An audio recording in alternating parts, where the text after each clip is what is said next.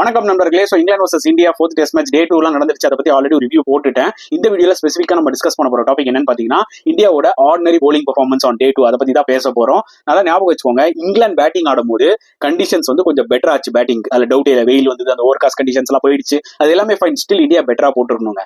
ரொம்ப எராட்டிக்கா போட்ட மாதிரி இருந்துச்சு. ஒரு கன்சிஸ்டன்டா ஒரு லைன் அண்ட் லென்த்ல போடல. பும்ராவும் பாத்தீங்கன்னா கொஞ்சம் லைட்டா ஆர்டினரியா தான் போட்ட மாதிரி தோணுச்சு. ஒரு விக்கெட்டாவது அவர் எடுப்பாருன்னு நினைச்சேன், ஆனா எடுக்கல. Siraj was totally out of sorts தான் சொல்ல முடியும். தூக்கி தூக்கி காலில் போட்டுட்டு இருந்தார். கிராலிக்கு ஈஸியா பவுண்டரி அடிச்சிட்டு இருந்தாரு.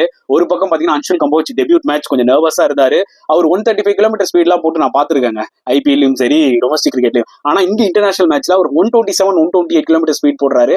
அது இன்டர்நேஷனல் லெவல்ல வேலைக்கே ஆகாது. நீங்க என்னதான் நல்லா போட்டாலுமே பேட்ஸ்மேன் நல்லா அட்ஜஸ்ட் பண்ணி விளையாட முடியும் அந்த ஒரு பேஸ்ல. ஓகேங்களா? ஜடேஜா ஆக்சுவலா நல்லா போட்டாரு. அவர் ஒரு விக்கெட் எடுத்தாரு. அன்சுல் கம்போஜும் அவரோட ஃபர்ஸ்ட் விக்கெட் எடுத்துட்டாரு டெஸ்ட் கிரிக்கெட்ல. பட் இன்னுமே பெட்டரா போட்டுருக்கலாம். கில் கேப்டன்ஷிப் கொஞ்சம் டிசப்பாயிண்டிங்கா இருந்தது. ஏன்னா வாஷிங்டன் சுந்தருக்கு ஒரு 1 or 2 ஓவர்ஸ் கொடுத்துருக்கலாமோ மாதிரி எனக்கு தோணுச்சு மக்களே.